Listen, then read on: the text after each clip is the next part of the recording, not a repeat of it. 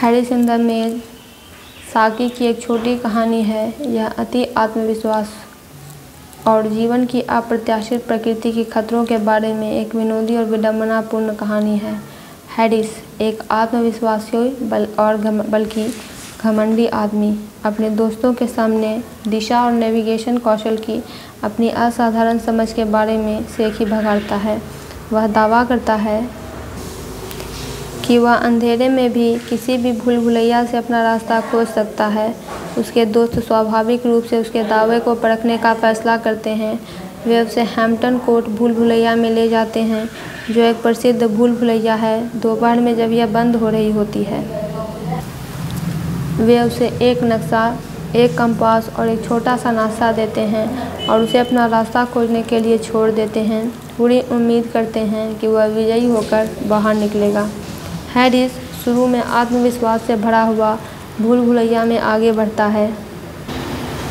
हालांकि उसका अतिश आत्मविश्वास जल्दी ही भ्रम में बदल जाता है। वह नक्शे की गलत व्याख्या करता है, उसका कंपास बेकार साबित होता है और वह जल्द ही पूरी तरह से खो जाता है। वह कई तरह की रणनीतियाँ आजमाता है, लेकिन कोई फ़ायदा नहीं होता। जैसे जैसे अंधेरा होता है, वह और भी ज़्यादा घबरा जाता है और निराश हो जाता है। इस बीच उसके दोस्त यह मानकर कि वह उनके खर्च पर अच्छा मजाक कर रहा है, शाम का मज़ा लेते हुए बाहर इंतज़ार करते हैं। जब हैरिस फिर से नहीं आता है तो वे अंततः चिंतित हो जाते हैं। अगली सुबह भूल भुलैया को जनता के लिए खोल दिया जाता है।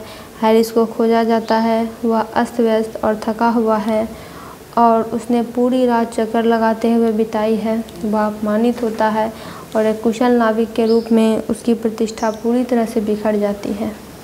कहानी की विडंबना यह है कि वह व्यक्ति जो अपनी क्षमताओं के बारे में इतना आश्वस्त था, एक साधारण भूल भुलैया से पूरी तरह से हार गया। हैरिस इन द मेज एक मजाकिया और व्यंग्यात्मक कहानी है जो मानवीय अहंकार और अपनी क्षमताओं को ज़्यादा आंकने की प्रवृत्ति का मजाक उड़ाती है। यह याद दिलाता है कि जीवन एक भूल भुलैया की तरह अप्रत्याशित हो सकता है और यहाँ तक कि सबसे आत्मविश्वासी व्यक्ति भी खुद को खोया हुआ और भ्रमित पा सकता है।